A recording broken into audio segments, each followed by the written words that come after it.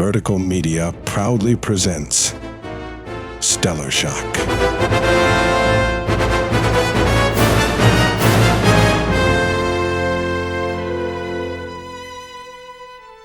An immersive audiobook podcast experience from the visionary storytellers at Vertical Media.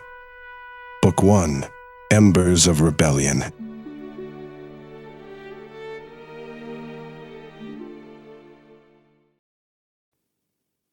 Prologue. Wind cut through the black sky over Cornelia. It ran sharp and cold, carrying dust and cloud, hitting anything in its path, whether stone or skin. Out in the void, the Keeperdom's floating islands drifted, huge wedges of dirt and rock hauled up from the world years ago. The Empire stood on these rafts, ripped from the surface and fed with something old and unseen.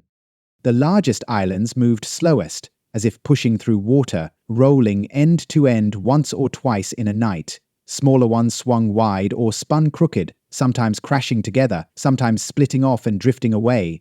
Cliffs jutted from every side, cut by roots that crawled over stone and out from darkness.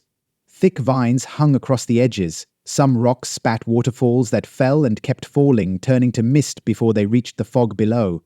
The water streamed in reverse sometimes, blown sideways or caught by the wind, then thrown back by the updrafts running under every chunk of earth. Below the islands, all you could see was the ocean, swells hidden under a layer of fog thick as wall. Nobody saw the bottom. Whole cities rode those islands, pressed together where the land flattened, stacked when it didn't. The Cornelian pride ran deep. They'd learned to bend the wind years before, and kept their secret close and mean as any family grudge. Wind was their canta, their magic, and every child learned the word before most learned their own names. No Cornelian let land, birth, or any god drag them downward. Every worker, every outcast, every priest, and every thief clung to that bit of pride. Up was always better than down. On that night, every island drifted in time, moving together but never touching. Some calls it a ballet. Nobody who did the work called it pretty. Steel anchors, stone palings, and ropes thicker than a man's leg held the islands together, kept the bridges from snapping in storms. It was all held up by sweat, chanting, and the risk that something old might get loose and break the balance. The ones who boasted of Cornelian grace never scrubbed mud off the lower decks every morning. In the middle of the cluster, Carna perched up the highest, built from half a dozen islands linked by suspension bridges and steel cables turned green with age. The stones underfoot were wide, flat, and black. Men with hammers had hammered them into obedient patterns 100 years back. Tall buildings stood along every main street, 7, 8 stories high in most cases, every wall held up in the hope of dodging another night's wind. The windows all glowed thanks to candles packed behind each pane, pinpricks fighting back the dark and the weather. Paved roads curled off the main squares, cut narrow between apartment blocks and steaming bathhouses. Every 10 feet, wells spilled water in iron troughs to fight the dry air. Cornelia held tight to its comforts. Somewhere near the docks, an old man worked a bellows, pushing coal smoke between stones and cursing the cold air for seeping indoors. Tonight, no lanterns burned high on the towers. No one whistled in the alleys. Most folks stayed shut in, listening to the wind play games with loose shutters. The city felt like it was holding its breath. Half the dogs burrowed into piles of rags where the heat might stick until morning. On the highest lift sat the mansion of the Windkeeper, Samiel Kagi, a box of rooms with white walls, columns holding up verandas, windows thrown wide open on every side. It looked like something stolen from another age, cleaned too often to show dirt. The mansions outside caught every stray color of night, washed out in the shine of floodlights. White banners tugged against their poles, stones crunched under every step. Inside the city, but above the street, people told their children the house was magic. They said bad men walked past it, unable to see their own hands. The house kept no secrets. It simply hung over it all, reminding everyone of how close they lived to falling. No stars pushed past the clouds. The ceiling above was painted with weather. Rolling black clumps moved faster than most winds. Most Cornelians hated a cloudy night. They said it meant something bad waited just above the lights, hunting for a gap to slip through. On patrol above the city, Cornelia's royal sentries flew the familiar routes. Men and women in cobalt uniforms knocked boots and checked gear, saddled up old golden eagles trained for 3 generations, and swung into night. The birds took up flight, wings pounding the air, feathers dull but holding pattern, ready to turn at the first sign of trouble. Each eagle cut a line above the rooftops, letting warm light from windows paint stripes on brown wings. The city below watched for these shapes. No one locked doors until the patrol passed by 3 times. Past midnight, the eagles circled the windkeeper's mansion, eyes scanning every roof. No sentry saw the pair of shadow shapes lying flat on black gravel and waiting. As the wind bit across Cornelia, the shadow outlines of 2 men skittered back and forth over the mansion roof, their bodies hid in some drawn darkness, neither fully there nor totally gone. Their figures looked smeared in the corners, blurred where light hit. When one moved a hand, the line of darkness streaked after it, slow as honey. They didn't hurry or speak. Work happened. Ropes tied off, bags checked, metal clicked into canvas, cloth unwrapped. The smaller of the 2 moved with a kind of nervous speed. He slid down and dangled his legs off the edge, heels thumping against a gutter packed with white stones. Shape alone said he was soft across the middle, even with the shadow wrapped tight. His name was Kani Sepulka, 18 harvests old, never sent north, never much use to anybody in a fight. He'd come from Afirit, sent by order from the Keeper of the Flame, but how he got this job, no one who knew him would have guessed. Barrack life suited him fine. Hot food, warm cots, odd jobs, no dirty work past the parade ground. Roch Moso stood behind, big at the shoulders but hunched at the hips, rope over his arm. Age marked him in motion, not skin. He worked slower, but never wasted a step. Most said he saw too much. He kept orders sharp, never cracked a joke, unless it was mean. Kani handled ropes and waited, scratching arms through the dark stuff painted on his skin. It itched past reason, made him twitch at the joints. The black canta's leftovers sunk right to his bones. He'd lived afraid since the day Tandros spread it on him, a sticky rush of heat and oil. Didn't help his nerves, didn't make the job easier. He kept scratching, not caring where the skin rubbed raw. He watched Rochester tie off another corner, backing up, hands sure and busy. Their voices stayed low as thread. The night bled cold around them. Kani couldn't remember what warmth in his bones felt like. So, Kani said, voice thin and high, trying to chase off the crawl in his belly. Tell me something. Hey, fuck off, Roch grunted, not stopping work. Oh, come on, just a story. No. Roch didn't look at him, just set another knot. Kani looked up. Heavy black clouds spun overhead. The wind whistled over the shingles, carried bits of cold like grit. Back home, night smothered you head to toe. Afirit was wet and thick with rot, the air heavy as the bottom of a cauldron. Nothing in Cornelia felt familiar. No thick heat, no bugs under the eaves, not a single sticky palm leaf slapping at your face. Kani belonged in steam and dirt. He never minded burning, but this new chill had crept inside him, chewing his nerves down to bone. He kept playing rope out over the edge, matching Roch knot for knot. The other man never stopped moving. Kani just watched, working hands that felt clumsy and swollen, the weird darkness muttering against his skin. Kani broke the hush again. So, the plan is we grab the girl? Roch hissed, the low one adults use to kill noise fast. But Kani didn't drop it. Blow the place up. Shut it, Roch snapped. And drag her back to... Shut. Fucking up. Roch lunged into Kani's space. Spit hit Kani's face, cold as rain, stinking of old fish and rot. Kani shuffled back. Okay, hands up by his head, a kid shape hiding. Fine. Roch bent over his last knot, jerked it tight, then let the coil fall. There. Didn't need your help. worthless as tits on a bull. Toss these over the edge for those below. We got half a squad slinking through the yard, waiting to light up the house.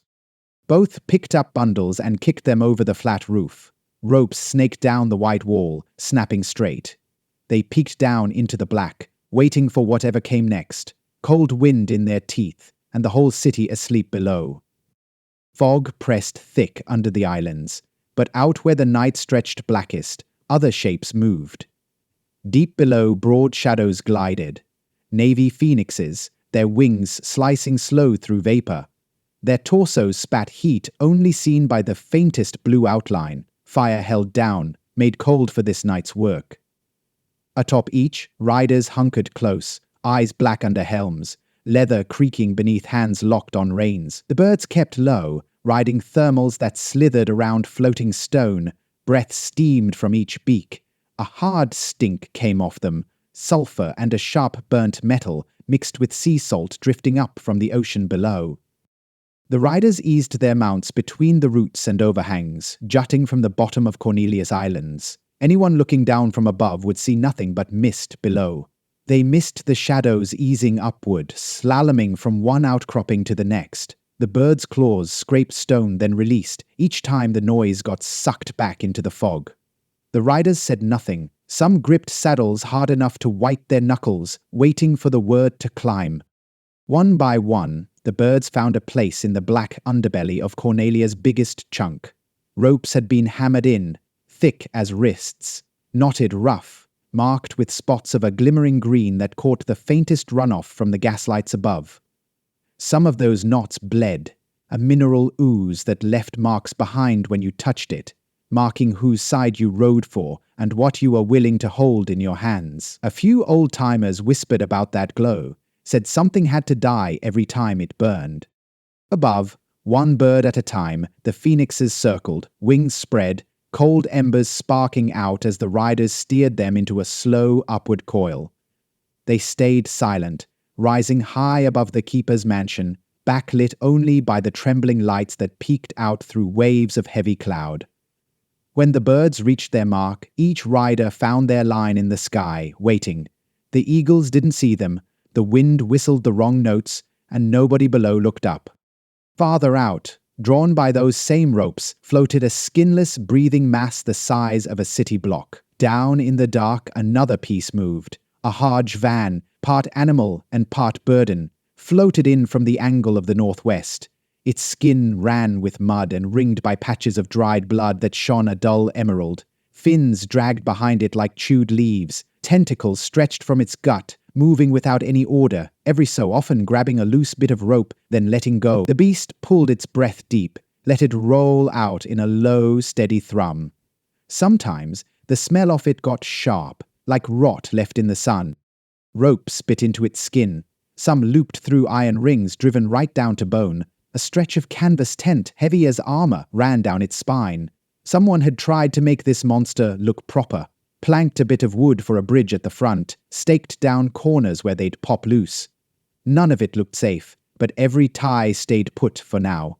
The tent shifted whenever the wind changed, seams ground against iron bolts, and the whole rig leaned sideways.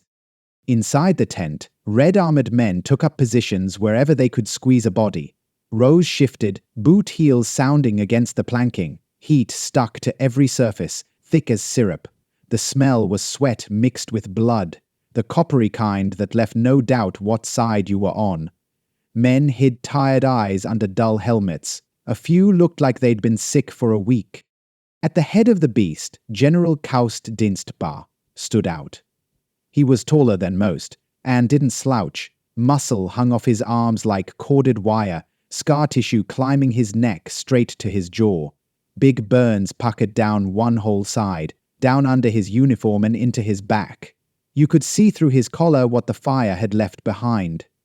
He'd started as a nobody off Afirit, a boy stuck in swamp country, until a raid left him digging through his own family's blood. What the fire didn't burn, it scarred, and what it didn't scar, it made quiet.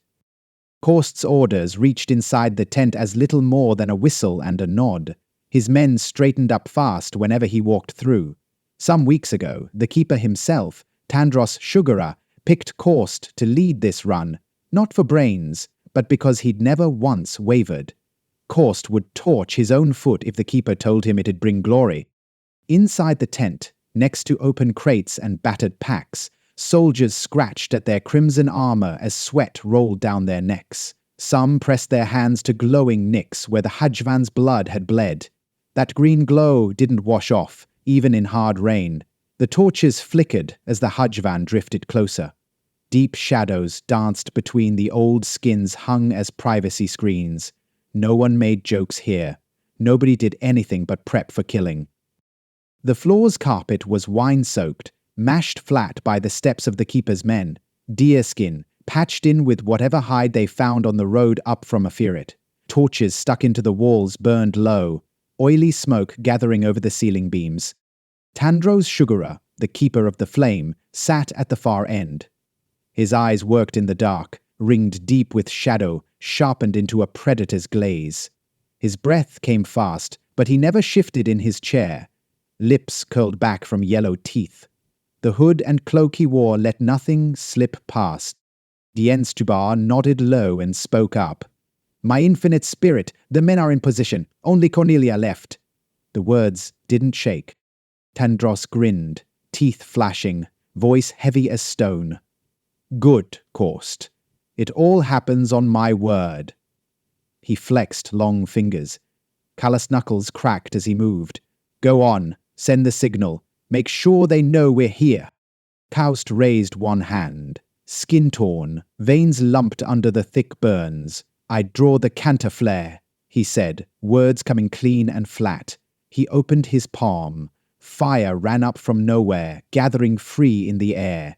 A ball of heat rolled in his hand, pulsing big as a man's head, then shot out through the open hatch in the tent roof.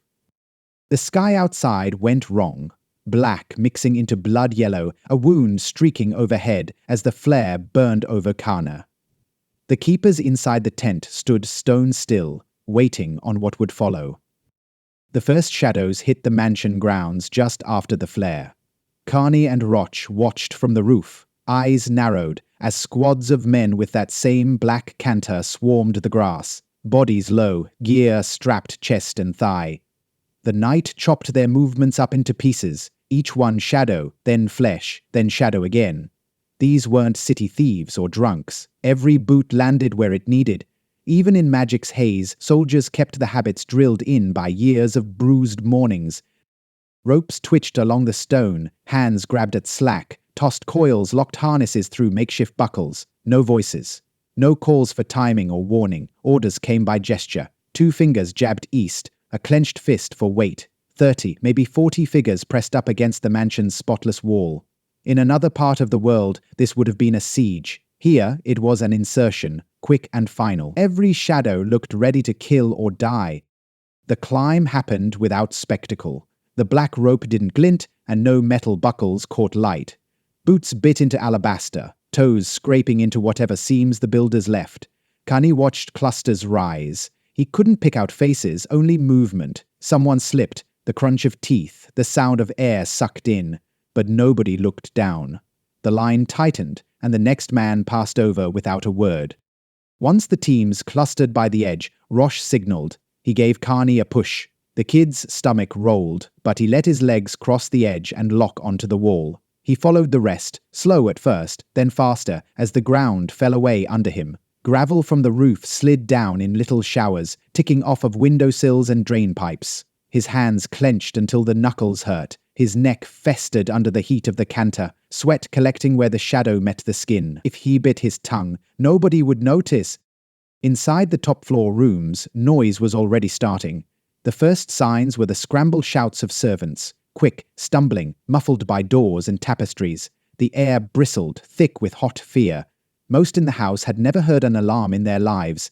They weren't ready for boots smashing through windows. The glass broke in a sound so sharp it jabbed at eardrums. A wave of figures burst in. Some rolled, others came up swinging. One man's axe split a candelabra. Another's short sword snapped off bits of a banister. Fire spilled from palms, sparking orange lines over velvet curtains, licking up wooden beams. The smell of paint turned sharp, burning. then slipped into char.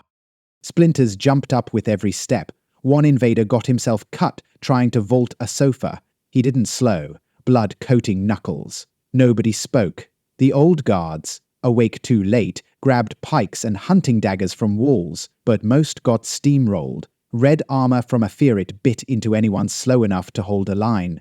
Shadows swept through the house in rows, making each room a no-man's land for 3 heartbeats at a time. Heat pooled in the high-ceiling halls, sweat thickening beneath the dark armor. Rock's contingent broke left, crashing through a suite where old portraits hung thick on grey walls. He ducked only once, avoiding a thrown vase. The piece shattered, scattering wine and glass. The next sounds were bodies drumming the stone. A servant, a page, one hand pressed to a thigh gouged open by a stray blade. Upstairs, Carney found himself shoved into line behind a wall of backs. Someone ahead used magic. Hearing the strange wind in the walls was like feeling your skin crawl backward. Carney gripped a little hatchet, bludgeoned a bedroom door until it gave up. The girl they were after wasn't here. Only a pair of slippers under a quilt, cold to the touch. He pushed out, following Roch's shadow as rooms blurred by in speed and firelight. Above them, the battle in the sky slammed into high gear. Phoenixes swept overhead, their fireballs cracked in bursts like summer thunder. Shells of masonry jumped off the mansion roof. Green lawns outside turned black and pitted. Each blast kicked up columns of dirt and old leaves. Shockwaves rolled across the floating city, making bridges sway and crack. Eagle riders came late, but they rode with metal and anger. Each wore blue armor, patched and dented from dozens of dawn drills. The birds beneath them were thick and muscled. Feathers cut bronze and gold under the fire-struck sky. The men drove their lances down, aiming for anyone with dark canta. They rode in formation, tight lines arrowing toward breakpoints. The defense didn't hold. 2 phoenix riders, flying as a pair, pulled lead eagles out of place, drew them into walls and tight turns, making them overcommit. The birds from a ferret were smaller, yes, but faster. They looped the slow Cornelian brutes until their riders lost patience. In the mess, a dozen eagle riders tried wind canta to force the enemy back. The phoenixes dodged, tight movement jerking their blue flames sideways, scattering wind spells like pebbles tossed into a river. The Kassar twins, Temb and Akan, kept to their run. Akan lashed out with a string of tiny fireballs, rapid fire, sparks splitting the night. Cornelian birds flared open in pain. Feathers burnt crisp. Bodies started to fall, spiraling down. The city watched, silent behind glass, as their defenders dropped out of the sky, armor flashing blue and gold, then winking out in the clouds. Bunji Mengong didn't fall for the tricks. He saw the roll coming and moved. When Akan's phoenix swooped under his eagle, Bunji broke form, kicked free of his saddle, jumped blind. Fingers latched onto the tungsten rigging under the bird's wings. The phoenix gnashed, but Bunji found the next hold and pulled up, hauling himself behind the enemy rider. The polearm went straight through Akan's neck. The shadow armor peeled off at the cut, black slime fluttering in the airstream. Bunji shoved the corpse off. The phoenix didn't care. Mounting up, he tried useless commands, pulling left, right, pressing knees into the bird's sides. The beast screamed, shot up through the boiling air. The saddle under him glowed, heat spreading, burning fast. Bunji choked for breath as the metal softened, melting rivulets running through his gloves. The phoenix climbed hard, feathers spasming into flame. It reached an apex, just a red blot against the bruised sky, then exploded, feathers and man reduced to sparks. The burning licked the night sky, falling ash settling on green and stone. The hajvan drifted low over the mansion, tentacles scraping air, the underside leaking a mud-colored slime that pattered onto half-dead landscaping below. The whole beast shuddered as its handlers guided it down, shoving stakes without ceremony into the soft turf near the edge of the ground. It let out a cough, a rutting, guttural sound that spread ripples through nearby puddles. Rain from earlier pooled at its feet, black liquid pooling around bones and torn roots the gardeners had missed. Gangways slammed down from the tent rigged on its back. Tandros came first. He didn't pause. Feet landed hard, the weight of him making the boards bow. His legs, thick and haired, flexed with every crunch of earth underfoot. Tufts of black curled above boots barely holding together. The others followed, coursed at his right, some ceramage trailing with practiced space behind. Wherever they stepped, grass bent and didn't right itself again. The mansion's glow had vanished, almost all windows black, walls pocked and burning where fire had struck. In other times it would have stood out, pale against the night. Now smoke bled through shattered archways. Tandros glanced sideways at scorched marble, how it flaked at the touch. He snorted, liking what he saw. Somewhere far off, a gate hung open and banged in the night wind. Inside, the screams had fallen off. Bodies, mostly in blue, lay twisted along the grand hall. Blood streaked up white banisters, soaking frayed carpets nailed down for generations. Some guards still moved, stumbling behind broken columns, but when Tandros hit the main door, 15 feet wide and set in with an iron tree that nobody remembered planting, they froze. He walked in, one hand curled over the wings of the first guard he found, a young man, too clean-shaven for the helmet he wore. The kid's eyes darted everywhere, not settling even when Tandros yanked him back, forcing him to his knees. Tandros gripped his wings, real feather and fake bone stuffed through leather harness. He pulled.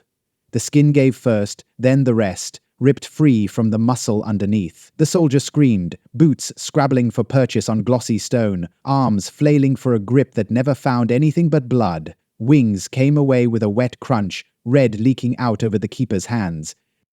Tandros tossed the bloody trophies aside and glared at the next closest guard. 2 gold for every set you rip, he barked, spit flying. Behind him, soldiers launched themselves at the stunned defenders, eyes glazed, boots connecting with ribs, blades hacking through cloth and meat. He moved past them, the entrance now a chaos of violence, flanked by those who still stood for him. Up the spiral stairs he ran a thick finger over the burn scars in the walls. The air inside reeked of burned sheets and old perfume, cracked paint bubbling in streaks above the banister. He stopped at the last door. Princess's room. Kicked it open. Marble floors shone in patches where the carpet had peeled back from fire. Bedsheets clumped by the frame. Pictures on the wall, still straight. A brush on the dresser, bristles blackened. He stepped to the center, turning as if the girl might materialize from a patch of shadow. Nothing. Only a faint scent on a green scarf draped over the bedpost. Tandros smelled it, tucking it under his shirt, and let out a low sound, a growl more than speech. He torched the room out of spite. Flames buried the bed, pillows evaporated to curls of smoke. Anything loose, shriveled, scorched, or melted. By the time he gave up, the place looked blank. Another box for bodies, not royalty. Meanwhile, below the mess, a lean figure moved fast through smudged corridors. Girl in a jumpsuit, hair hidden, feet silent, cut through the smoke and dust. She took corners sharp, doubling back twice when noise or flame closed off a route. She kept out of sight, mind working the map of hallways drilled into her since she could read. A square vent, hidden behind a steel grate, waited halfway down a linen closet lined with old-maid uniforms. She ripped it up, hands raw from ducking hot pipes and pushing through smoke. Didn't hesitate, dropped to her knees, elbows scraping up yellow and red lines from the vent's sharp edge. Crawled through, every inch clanging as she shoved herself deeper. The panic room somewhere below might as well have been across the sea. All she wanted was outside. Clear air, maybe a laugh with the old man if she made it. Cries echoed through the metal, then cut off. Her breath hissed out in clumps, chest tight. She kicked through at the end, popping the grate. Fell to grass, the dew soaking her knees before she could even check for blood. A voice called. One she knew. "Here, Erin!" Arms motioned from across the knoll. Samuel Kagi, armor still shining in stripes, struggled to tighten a strap on the eagle's saddle. His hair, bright even in the chaos, stuck to his forehead. face tight, not the face of a politician or a keeper, but the look of a dad with very few moves left. Erina ran, breath puckering between her teeth. Every step pulled her farther from fire and closer to something like safety. She saw the eagle lower a wing, caught her father's eyes, and in that second the ground exploded. A fireball landed between them, shockwave rippling the grass, smoke pouring up in a ragged, choking wall. A hand grabbed her, hard by the jumpsuit. Nails dug in, spun her off balance. Before she could scream or kick free, the second hand pressed the soft spot at the back of her skull. The world slipped sideways, and she hit darkness, body going slack into strong arms. Smoke cleared just in time for Samiel. He saw Tandros, flame rising from one hand, grinning wide, holding Arian's limp body like a doll. Samiel charged, drawing on the wind, screamed a chant that made grass snap flat. Air moved hard, a wall pushing away the cloud. The eagle, fierce and ready, dove at Tandros, talons out. Tandros set the girl over his shoulder, turned and threw up a net, black as pitch, sticky lines that coiled from earth to sky. The mesh shot out, snagged Samiel and the bird, yanking both out of the air and down into mud. The net wrapped tight, cables stretching, squeezing lung and joint. Samiel shouted, cursed, tried to rake at the cords with a knife, but more lines kept coming, binding his arms to his chest and his legs to the dying bird. "What is this shit, Black Canta?" Samiel roared. "What are you doing, Sugarra? What are you after?" Tandros smiled, eyes cold. "I was chosen, Kagi. It's all for me now." He walked back toward the transport. Soldiers moved aside, some staring at his haul. No one tried to stop him. He carried Erin up the plank, barely looking back. The hajvan heaved its mass upright, stakes ripped out with wet pops as it climbed, the tent swaying behind. The air thickened once more with the smell of magic, burnt hair and something bitter. On the grass below, Samiel shouted until he lost air. The cords crawled, covered him, covered the eagle, then slid seamlessly to slime, black, greasy and dense. Screams faded. Silence filled the place where two fighters had stood. Back on the hajvan, inside the tent, red lamplight shook with every lurch. The air inside stayed close, reeking of sweat and fear. Soldiers pressed against the walls, eyes wide, trying not to meet Tandros's as he dragged Erin forward. Some stared at the limp figure flung over the keeper's shoulder. A few made themselves look busy, tightening straps or fingering scars. Blood dripped from Tandros's arm, where the girl's hair tangled around his wrist. He dumped Erin onto a cot. The canvas creaked. For a second, she didn't move. Face slack. Cowl pushed back to show the bruises starting at her hairline. One soldier came forward as if to help. Tandros's snarl stopped him cold. The man froze, then stepped away fast as he could without tripping. The rest pretended not to hear the groan that leaked from the girl as her senses struggled up from the black. The keeper of the flame walked once through the tent, cape brushing past armor and hanging gear, then ducked into a second chamber to speak with Korst. 2 words, ragged, fast.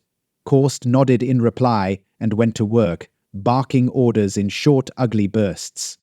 Soldiers staggered around, wiping blood from noses, unstrapping armor, pulling black slime off wherever it clung. Some had burns, others cuts. Everyone alive by now looked like they'd been through a meat grinder. Men on stretcher detail hauled bodies into a pile at the far end of the tent. Most were Ephiritian dead, a few in Windkeeper blue, faces smashed or burnt smooth. No time for prayers. The hajvan twisted in its climb. Bodies swayed against their restraints, clutching straps. The beast's sides heaved, skin pulsing over spongy muscle that quivered with each jolt. Rope groaned across bone, knees buckled and shifted as though the creature held back a howl. With every beat of its huge heart, the transport climbed north, away from Cornelia and the city that now flared with fires on 6 islands. Tandros returned to Erin. Her eyes had opened, bleary and unfocused against the light swaying overhead. She tried to sit up, found her arms useless. The cot dipped. She tasted salt and blood in her own mouth. No speech. Instead, She turned her head away as the keeper leaned close, fingers pressed along her neck, testing for a pulse or magic.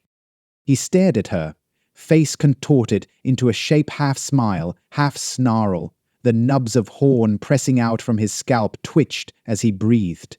His nose, long and dark, flared above wide, sharp teeth.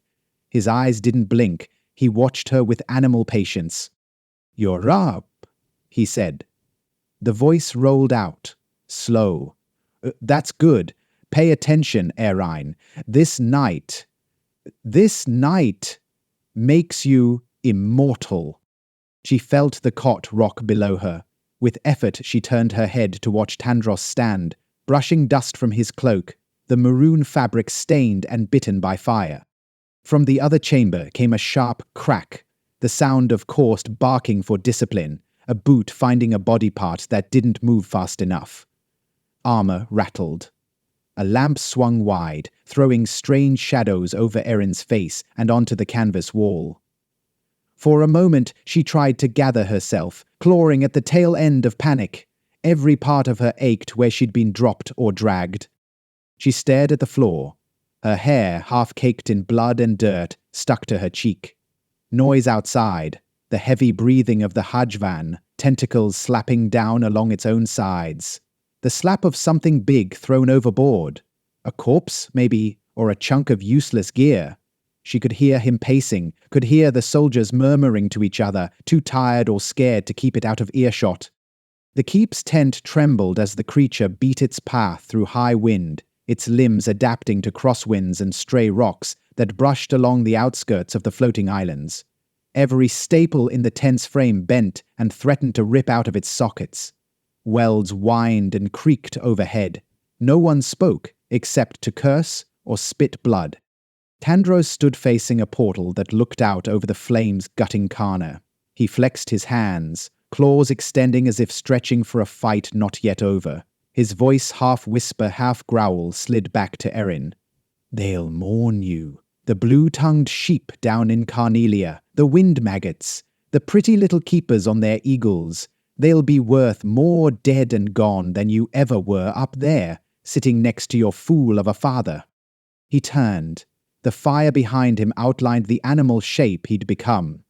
"Tomorrow, they'll all know the name Tandros Sugarra, and you, princess, are the stone I throw to shatter the world." Erine said nothing. Rage boiled in her chest, but she was too weak, too battered, too sick from smoke and loss to spit or struggle. Tears ran along the side of her face, but she pulled herself silent, staring holes in Tandros's back, vowing not to give him a single noise. The keepers made for a firit. The tent quieted. Only pain, blood, and rocking airs spoke. Back on the ruined knoll near the mansion, there was one last movement in the black slime mound that had swallowed Samuel and his eagle. It convulsed, then sagged in on itself, dead matter pooling out, fusing into dirt and bone and nothing. Far away, across impossible jungle, up hard stone, inside a hut lined with rotting skins and old cooking fires. A boy named Sir Seraphine bolted from his sleep. Sweat ran in sheets down his chest and neck. He breathed hard. Each pull of air turned thin and sharp in his lungs. Greasy black hair plastered to his brow, eyes gummed up with grit. Night in Aphorith always ran thick and slow, stars hidden behind leafy canopies. No wind, only the shriek of bugs and the drip of rain spiraling off vines. He sat up, heart beating like a fist to the ribs, hands gripping thin blankets that stank of river and animal fat. He reached for the knife hidden under his pillow, fingers steady out of habit, not fear.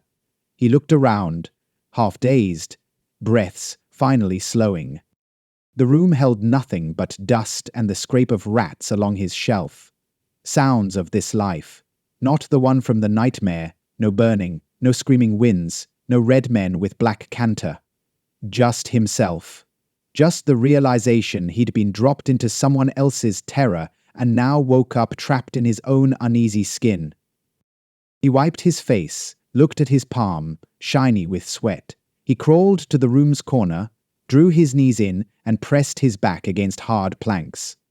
Outside, Something screamed in the brush. It didn't matter. Ser leaned back again. The night interfered didn't care. Sleep would come if he let it, and the dreams wouldn't wait.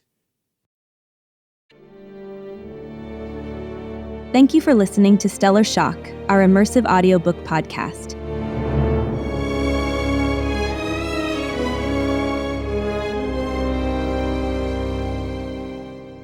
If you're enjoying the adventure and wish to support us further, please consider joining our Patreon community at patreon.com/vertical. That's patreon.com/verticle.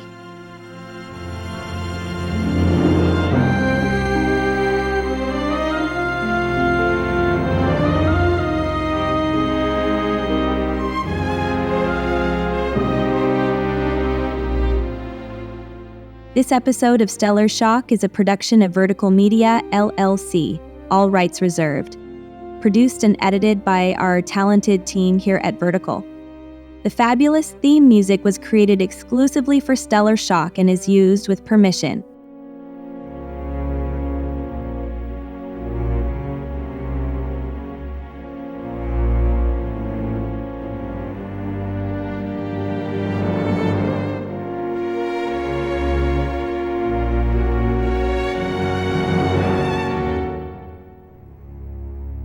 Vertical Media. Sore must be the storm.